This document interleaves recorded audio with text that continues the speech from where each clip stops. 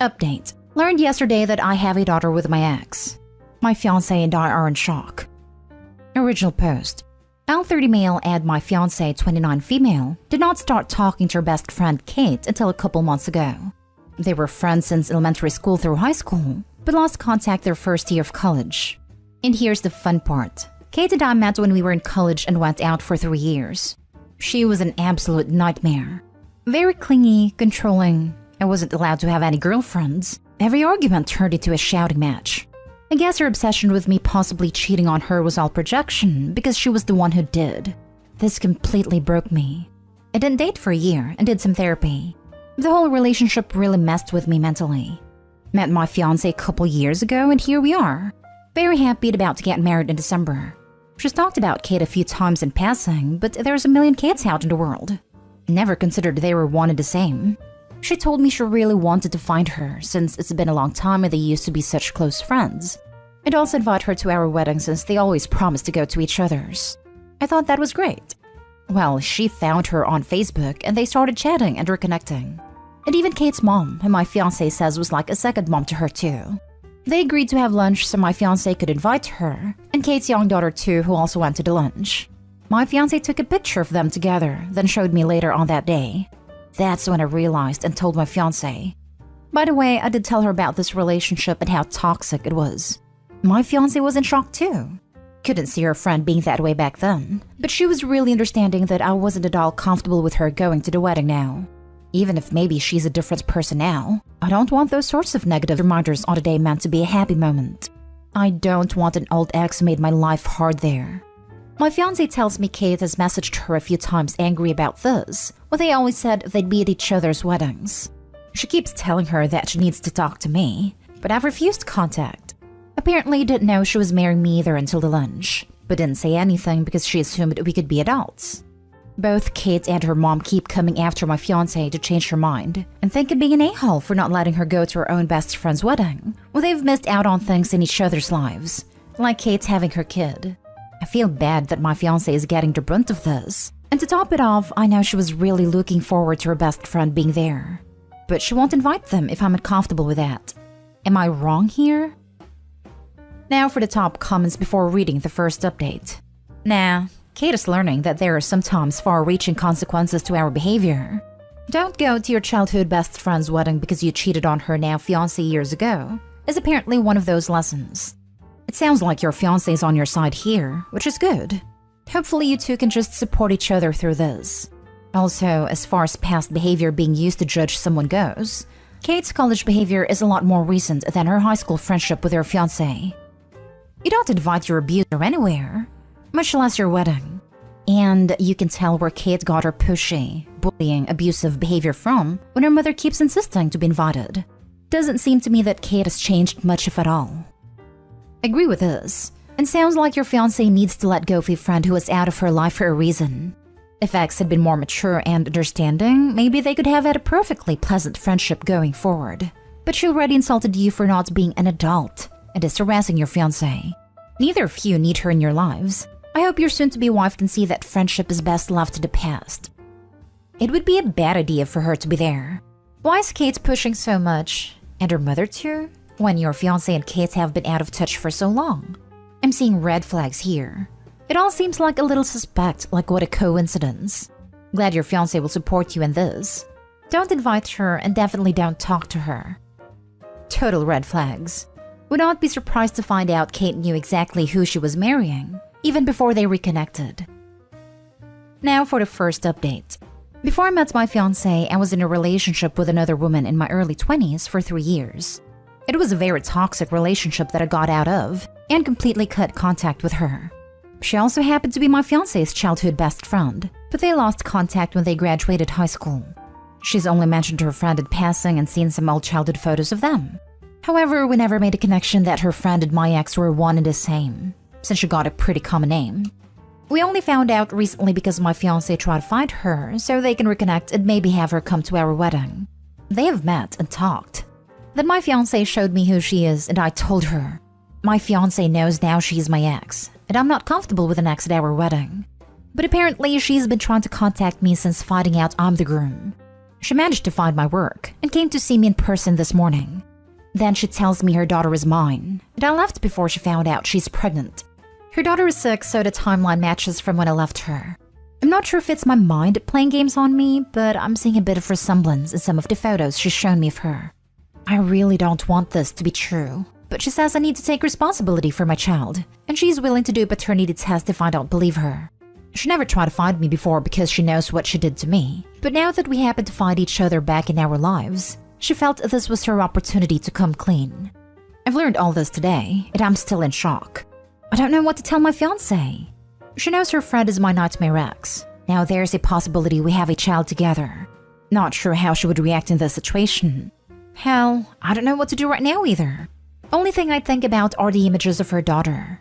What the hell do I do now with this information? How do I even tell my fiancé without losing her? I'm terrified of that happening.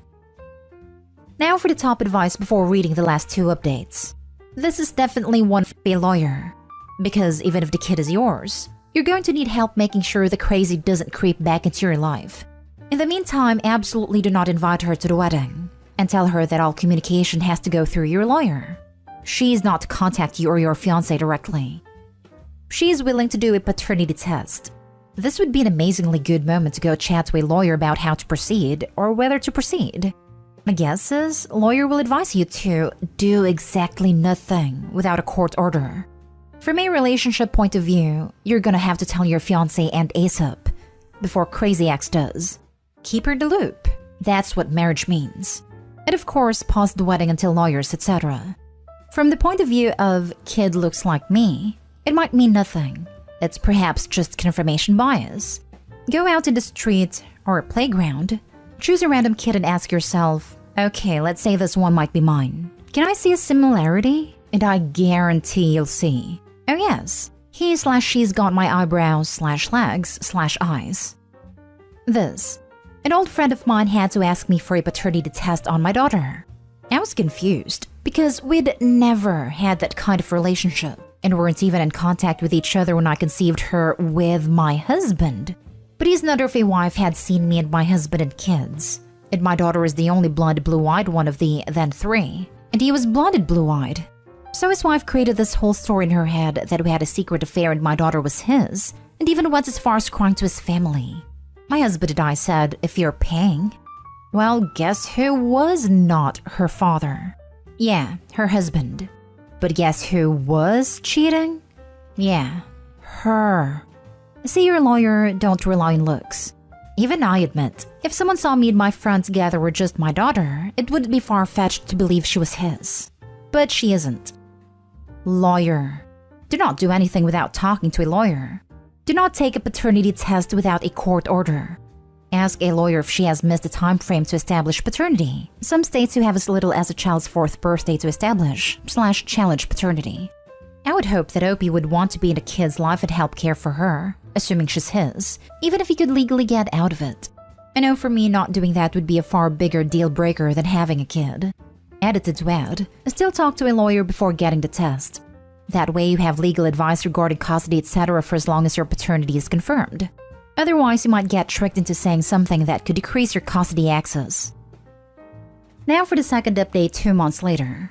I decided to have an honest sit down with my fiancé to tell her exactly what my ex/her old BFF told me. She needed a few hours away to clear her head and get it. I was so scared she was gonna decide this was too much for her and decide that she can't do it. But my fiancé, the amazing woman that she is, said we're in this together. We got in contact with a lawyer. My ex agreed to cooperate with going to court for a paternity test.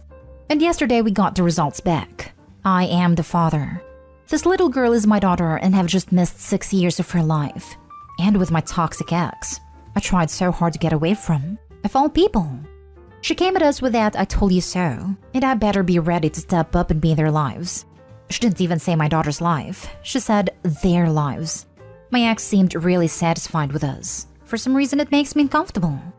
Before this, we had talked about what would happen if it turned out I was the father. One thing we discussed was if I'd be a dad or just a father from a distance, paying the child support I owe until she's a legal adult. My fiancé didn't feel right with the second one, and to be honest, neither do I. Can't imagine not being involved in her life, and I would like to get to know her. It's the thought that I'd have to deal with my ex for the rest of my life, though. Part of me doesn't feel like I can mentally handle that. Knowing how she was back then, what drove me to break up with her, then make it difficult for her to contact me. Everything's hitting me all at once. I'm not sure what to do to process everything.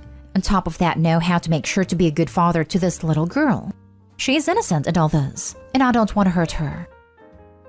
You can just meet your ex at a mutual location to trade off your daughter, and keep the transactions between her brief.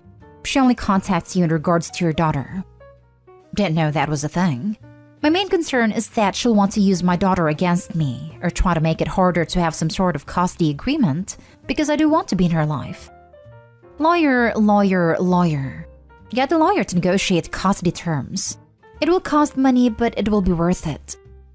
You need way more advice than some place like this can give. Like lawyer advice. It is entirely possible for you to be in your daughter's life with a bare minimum connection to your ex, but there is going to be some if you choose to go that route. You will need legal advice to navigate that though, not randos and Reddit's advice. I'll be contacting my lawyer today for sure. I'm just looking for any advice right now in the meantime while I'm trying to calm my anxiety. You can 100% have a relationship with your child with a minimal contact with your ex. Relax. Get your home ready for your child. Get a bed, dresser, clothes you might think will fit. To get your home safe and ready for your child to stay. Because I imagine at some point you'll have a social worker to do a walkthrough of your living situation. Yes, we have a guest bedroom we plan to use as her room when the time came. Since we know she's my daughter now, we're making preparations. Thank you, this has been very reassuring for me. Part of me wants to be allowed to feel excited that I have a child, and believe me, I am. But also couldn't stop feeling the dread that there's no way I'd ever be able to escape from my ex now. So all this really helps. Now for the latest update, more than a month later. Things are still a little chaotic, but I'm glad that I've got a lawyer to ensure everything is done by the court, and we've got the ball rolling on that. Everyone who made comments on my last post made me feel reassured and less panicked about the situation, especially talking about how me and my ex don't need to have direct contact with each other unless it had something to do with my daughter. I've tried hard to get away from her and her toxicity, so thinking that we had a kid together meant she'll make my life even more hellish the way she did before. Well, she still can, but at least I've got a lawyer now to fight my battle. First issue that came up since finding out was her refusing to let me meet my daughter at all, unless I gave her $900 that was supposedly for my daughter's school. But I already knew that was BS. And I was gonna let it go and wait for the court to grant me visitation. Yes, I will be paying the child support I owe, but I'm not going to hand my ex cash like that. At least her mom stepped in and convinced her to let me meet my daughter. Her mom was the one to drop her off with us. I was so nervous, but it really went well. Shy, of course. After an hour, she really opened up, and it's crazy to know who this sweet kid came from. Playing with her at the park brings out the little kid in me, and we end up having a blast. My favorite thing has been taking her to places she hasn't been to before and watching her light up. It seriously warms my heart. My fiancé left the first meeting be between me and my daughter, but they finally met last week. It still feels crazy knowing I have a kid. And we missed out all this time together, so I have no clue what I'm doing with her. I'm glad to be getting involved in her life though. And trying to ignore my ex and all her BS. Make sure it doesn't affect my relationship with my daughter. She's so little and I don't want her to see any fighting between us. My fiancé is such a rock star though. She's been my biggest supporter in all this, and I can't believe how lucky I am. I'll do everything to show her how much I appreciate her. This is such a wholesome update. Give yourself, your daughter, and your fiancé plenty of time to adapt to the situation. Your first meeting sounds adorable, and I hope it continues in this vein. Expect it to be a process though. There will be ups and downs, and that's to be expected. Little kids have big feelings and can't always manage them in a way adults understand. Remember, consistency is everything. No matter how difficult your ex makes it, keep your promises to your daughter, show up on time, and be there. Your ex's mom seems to be a stabilizing influence, and I hope she's able to convince her daughter to put her child's needs before her own pettiness. Your fiancé sounds amazing. Keep letting her know how much you appreciate her support. That's the plan. I don't want to mess up with my daughter because of the issues with my ex. It's not fair to her at all. I hope her mom's able to convince her too. Because this is not something my daughter should have to be dealing with, and if things can be civil, that would be better. Have your lawyer fight for use of My Family Wizard or something like that, with 100% of communication goes through the app. All receipts, joint calendar, gets rid of all the he said, she said, when it's all there in black and white. Lots of people recommended that in my last post. I looked into it myself and brought it up to my lawyer. Amazing to have something like this set up and really has eased my nerves a bit. Your fiancé is your rock, making the best of a complicated situation. She has been so amazing, and I love her for sticking by my side. We decided to do a little nice 2-day getaway last week to show her how much I really appreciate her being there for me with all these huge changes going on in our lives. She deserves it more than anything. I'd also like to say that as your daughter gets older, you can slowly phase out all contact with your ex, because eventually your daughter will be an adult and able to connect with you without her mom involved. Stay strong, it won't be forever. Thank you. The idea of being stuck with my ex for life filled me with so much dread. I didn't know there were ways to have limited contact while still having things such as custody and child support worked out. You're right though. It won't be like this forever.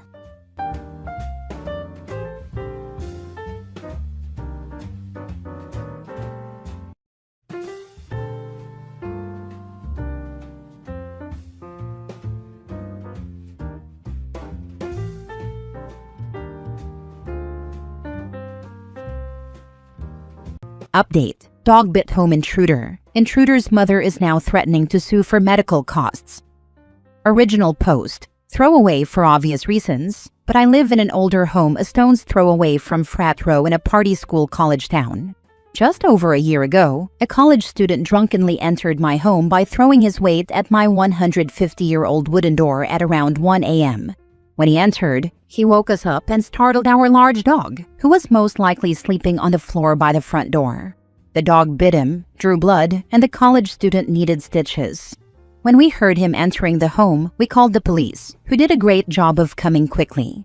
They administered medical care to him, and one set of officers took him to the ER, while another set got a statement from us. We pulled our vaccine records for the dog, gave them the name of the vet, and so on. The next day, they called to let us know that they had checked with the vet and everything about our dog was shipshape, and the dog was obviously contained appropriately and has no bite record, so they didn't impound him or anything and chalked it up to doggy justice. They dealt with the student too and communicated with us throughout the process, and after all the court dates, he received a fine and a misdemeanor. We did not attempt to escalate, as the college student was drunk, was stupid, had no prior record, and hopefully learned from the experience, and our dog.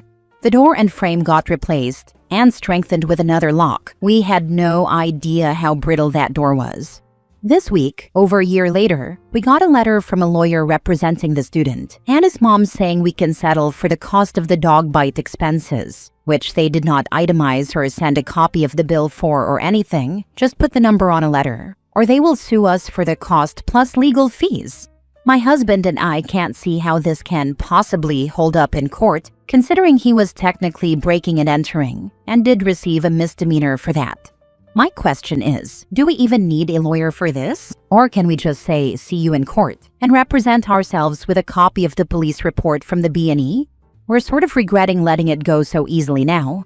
Ugh, how can he possibly sue us for the cost of the stitches and ER bill when he was criminally trespassing in our house and breaking our door down?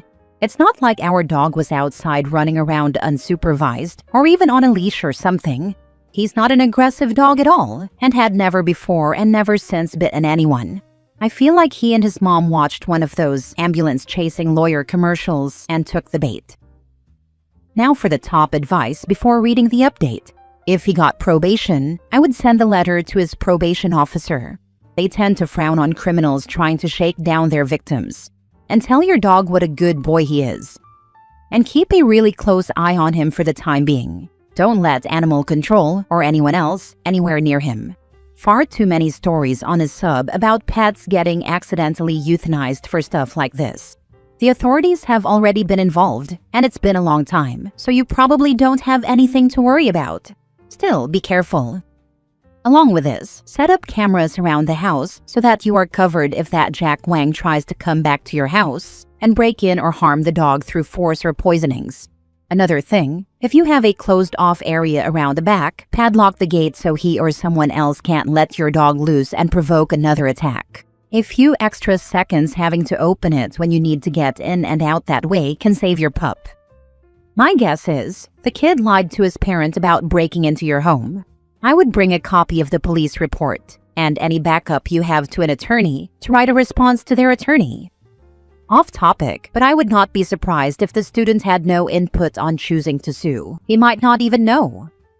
Agreed. Sometimes the children of crazy, overprotective, my kid can do no wrong mothers grow up and realize how nuts their homes were, but the mothers stay in denial mode forever. Edit/mini update. I'm hesitant to say where I live because it becomes way too easy to Google if I do. There are a lot of responses, and thanks for the advice, everyone. At this point, we've made up our minds to speak to the lawyer we had from the initial case last year. We'll call him on Monday and update after that conversation. Some answers to questions. We are the homeowners. We paid out of pocket for the replacement door and door frame, and we also replaced our side and rear doors and frames with matching doors when we realized how easy it was to get into our house by forcing the door. This was in the low 5 figures. We took it out of our emergency fund and did not go through homeowners. There was a restitution order, but it was not enough to cover the doors that we wanted, labor and door frames. We live in a historic home and wanted to keep with the character. We have lived in a historic home for most of our marriage, so we know to keep cash on hand for pipe leaks, furnaces going out, and now door replacements. We tell our dog he's a good boy every day. Don't you worry. He is the goodest boy. Now for the full update. Quick update to this. It was easily handled. We met with our lawyer on Monday and paid him outright to draft a letter and include documentation of fault. Basically the police report, restitution order, court documents, etc. And also the vet records that include the police check-in and vaccine records for the dog. My vet wrote down when the police called him and why they called him, and my lawyer's secretary grabbed a copy of that for this. Why he is including this, I don't know, but if anyone has any ideas why this would be important, let me know. He did not want to include the bills and orders for the door at this time, but took a copy just in case we needed to move further. This morning, the student's mom's lawyer who sent the initial letter called our lawyer and said that the family would no longer be pursuing restitution for medical expenses and that we could expect a letter from him stating that, which would arrive at both the lawyer's office and our house within the week. Turns out that those of you who guessed that the student didn't tell his mom why and how he got bitten by our dog are probably correct. It wasn't explicitly said during the phone call, but my lawyer relayed that he could infer it from the way the conversation with the other lawyer went.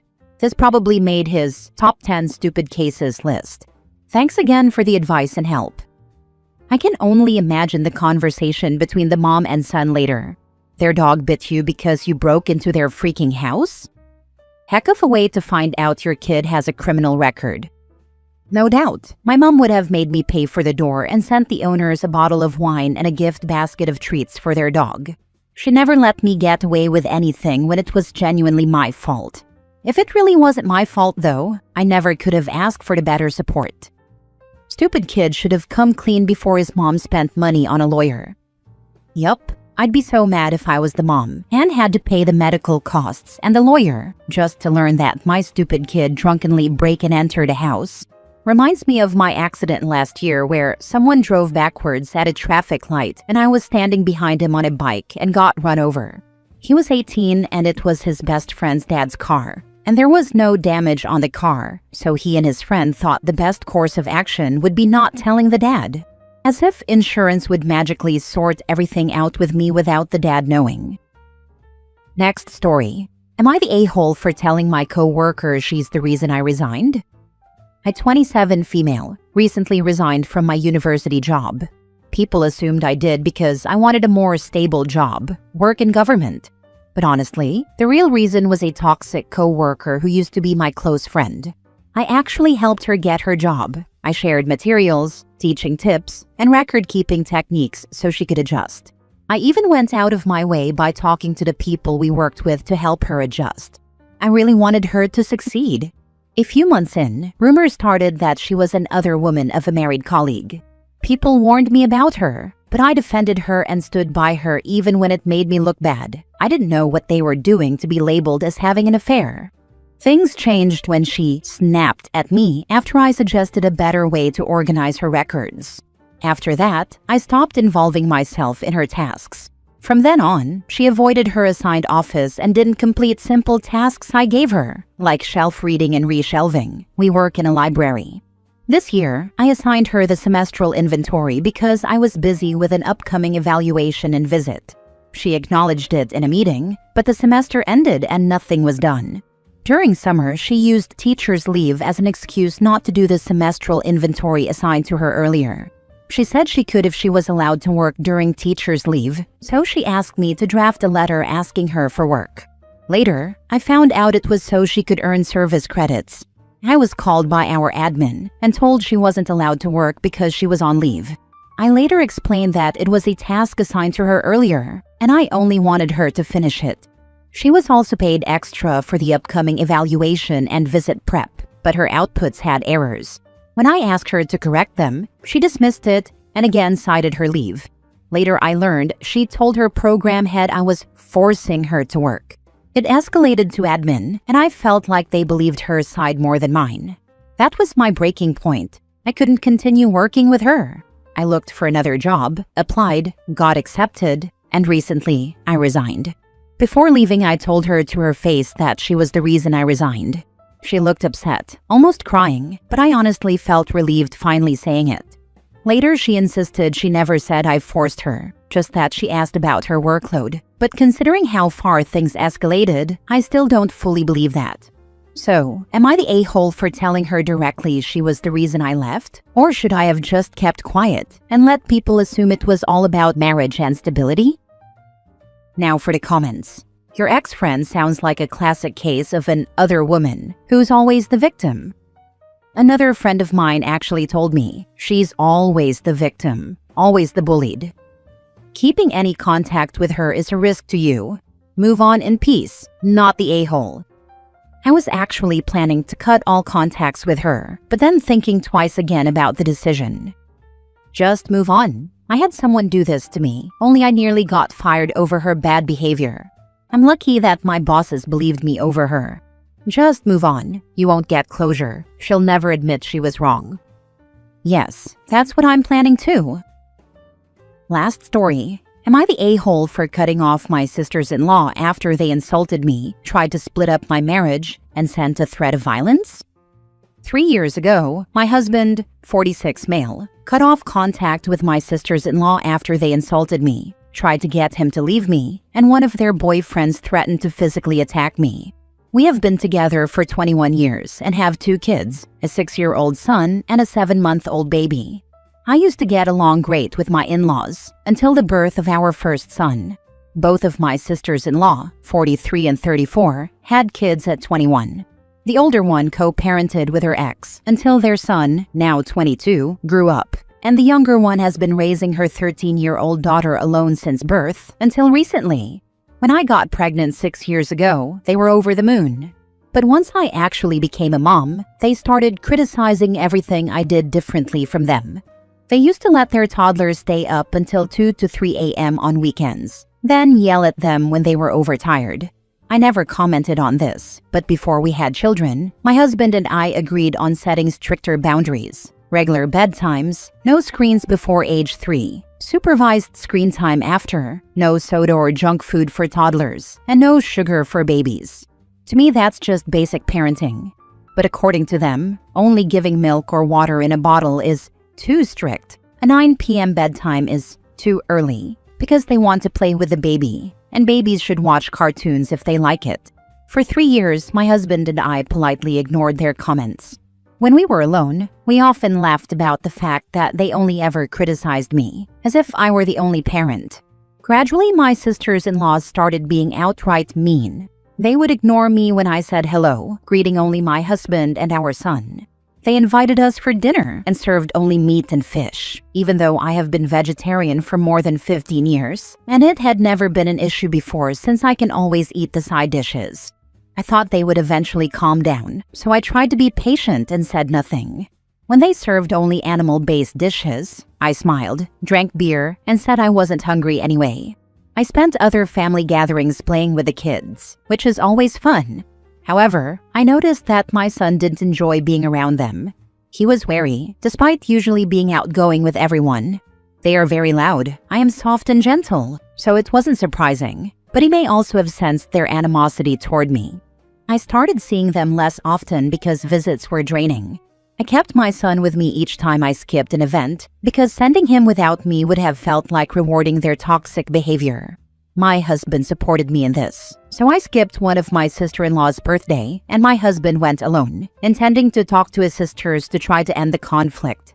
He came back furious, saying we would never see them again. He told me they called me a whore, demanded that we separate, and said he wasn't a man since he always does whatever I say, which isn't how our relationship works at all.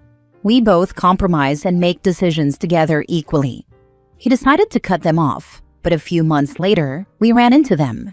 For the first time, after years of disrespect, I refused to say hello, stepped back and whispered, "Bitch." One sister-in-law asked me to repeat it, so I repeated it out loud, and added that she had perfectly heard me the first time. My husband ended the discussion by saying we were leaving and asked me to follow him. The next day, one of their boyfriends sent me a threatening message, saying he would come over and physically attack me, and wrote that I could go ahead and file a report. It wasn't the boyfriend of the sister-in-law I called a bitch. My husband was mad. He called his sister, who indeed had asked her boyfriend to threaten me. He ended up telling her he was gladly waiting for her boyfriend to come if he had the balls. He never showed up. We never filed any police report, but we asked the police officer what to do, and they told us to wait for a second message and then press charges for harassment. He never sent another message and has since broken up with that sister-in-law. We haven't had any contact with them since. My other in-laws told my husband they didn't want to know the reason he and his sisters aren't speaking anymore, so they don't know what really happened. The sisters-in-law version is that I am a manipulative bee taking my husband away from his family. 3 years later, my husband and I had another baby, who is now 7 months old. Yesterday, my father-in-law came to see us and said that one sister-in-law cried on his shoulder, saying she misses her brother, and asked if we could put our differences aside and come back to the family reunions like before. My husband kind of froze and we told his father the whole story. He has told me before that he would be okay speaking again someday to the sister-in-law who cried, but the one who tried to send her ex to hit us is dead to him, and he wouldn't even attend her funeral. He doesn't even mention that he has one brother and 2 sisters anymore. He says he has one brother and 1 sister and doesn't speak to the sister in question. Father-in-law said that his daughters should show some respect to me, and that his son's choice of partner and the education given to his grandchildren should not be criticized, out of respect for him and for me. He said he would talk to his daughters. I think it's not my place to ask for an apology, because I am the mean, manipulative wife, according to my sisters-in-law. But to me, if there isn't a sincere apology, I am not okay with my sisters-in-law seeing my kids. And even with an apology, I am not comfortable letting my kids around toxic people like that. Am I the a-hole? Just to be clear, the kids still see their uncle, my husband's brother, and his wife, their grandfather. My mother-in-law is deceased. My husband's cousins, aunts, and uncles. The absence of contact is only with my 2 sisters-in-law, their partners, and children. Clearly not the a-hole. Keep your distance as long as you need, and kudos to your supportive husband. For real, the way the sisters-in-law escalated it with insults and even a threat says everything. That's not something you just sweep under the rug with a "let's move on." Not the a-hole. They're toxic AF and you're better off without them.